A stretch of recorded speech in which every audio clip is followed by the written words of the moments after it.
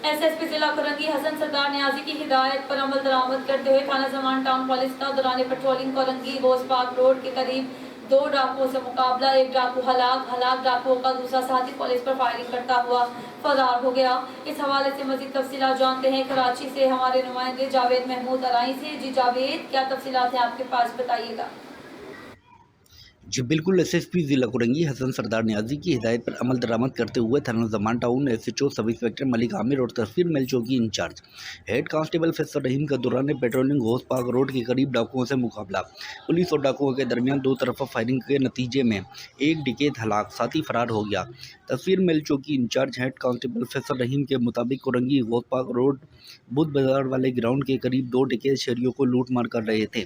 गश्त पर मामूर police mobile और डिकेतों का आमना सामना हो गया। फायरिंग के तबादले में एक मुलजिम हलाक हो गया, जबकि मुलजिम का साथी पुलिस पर फायरिंग करते हुए फरार हो गया। आए रोज की डिकेतियों से तंग शहरियों ने पुलिस को बहादुरी से मुकाबला करता देखकर खुशी की लहर दौड़ गई। अवाम ने सिंध पुलिस जिंदाबाद के नारे भी लगाए। हलाक डिकेत की लाश को ज़ाब्ते की कार्रवाई के लिए अस्पताल मुंतकिल कर दिया गया है। SHO Zaman town sub inspector Malik Aamir के मुताबिक पुलिस मुकाबले में हलाक मुलजिम की शनाख्त उस्मान उर्फ हुसैन के नाम से कर ली गई। कोरंगी पुलिस ने इंतहाई खतरनाक आदि मुजरिम को पुलिस मुकाबले में हलाक कर दिया। मुकाबले में मारे जाने वाले डिकेत पर 42 से जायद संगीन नोयत के मुकदमा दर्ज हैं।